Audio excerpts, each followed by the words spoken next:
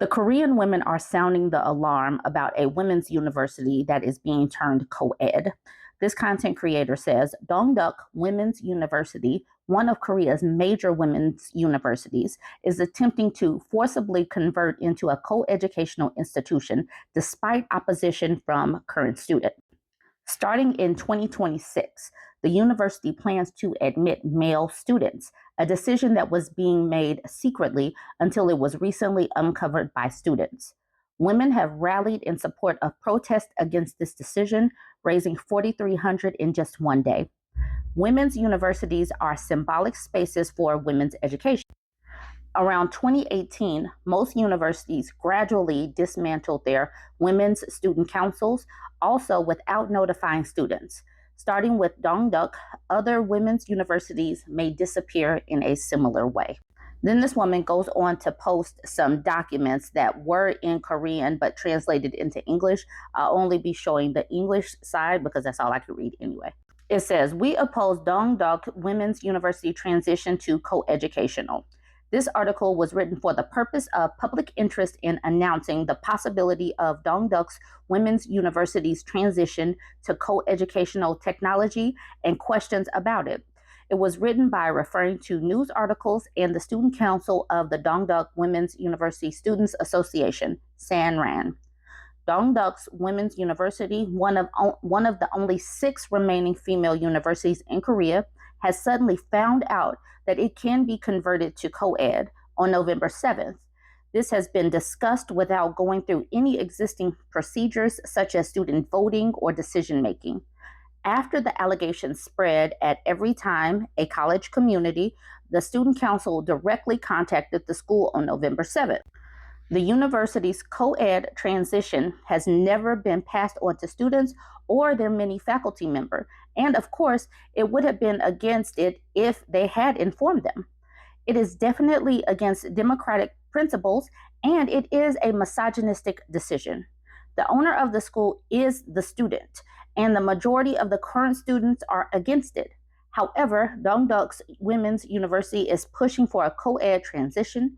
Students of the Dongduk have been placing hundreds of modern wreaths, a sign of resistance to the school authority, and are even planning to go on a demo. It has already been confirmed that a male student ratio has been created at the current gender ratio. To prevent this, the solidarity and support of our sisters are needed. Let me explain why Korean women are so opposed to women's universities becoming coeducational. The existence of women's universities in Korea is very symbolic and important. Until the late 18th century, women were not given any opportunities for education. It says until this country, but it probably means in the country. Girls had to get married early, between the ages of 10 and 18, and they lived in pain under the patriarchy for their entire lives. Then starting with Iwa Hakdang, now Iwa Women's University in 1886, Christian missionaries founded women's universities.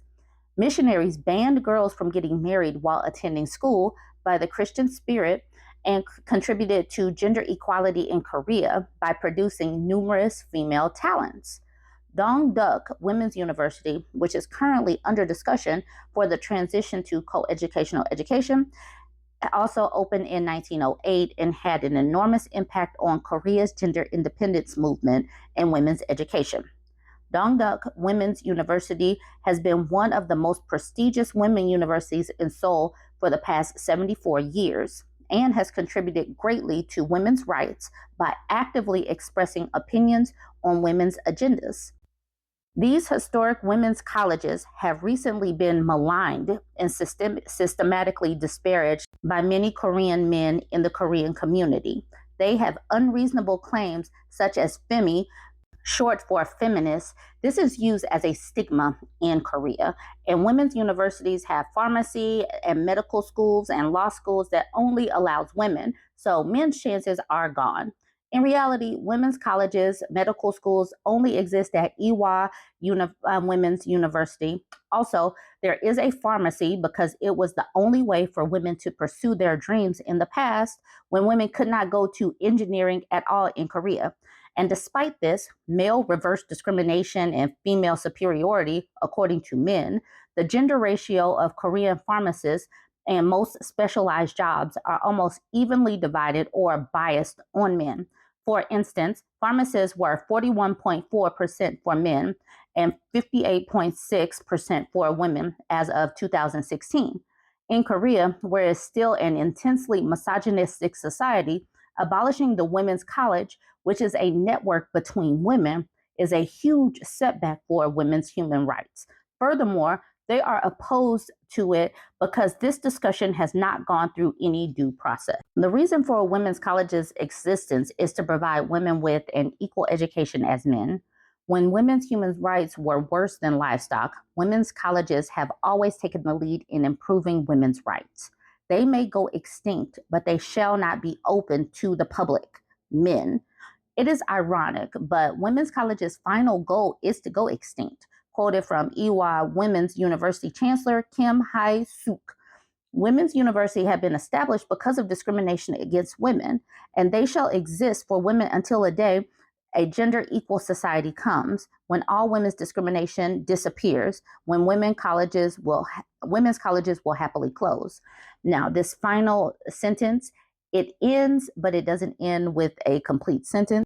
It says, however, when misogyny in Korea, where women are severely not, and then it ends. And it goes to this final page over here. So I'm sorry, I did not see what the rest of the sentence was. It says, below is a part of an interview from Kim Hae-suk, president of Ewha Women's University. It says, question, where is the wilderness? The president answered that Ewha should go beyond all unreasonable criticism, got a calling to stand up and go into the wilderness. And she answered, a place where we burn up all and disappear, laughs. Ewha Women's University is actually a very paradoxical school.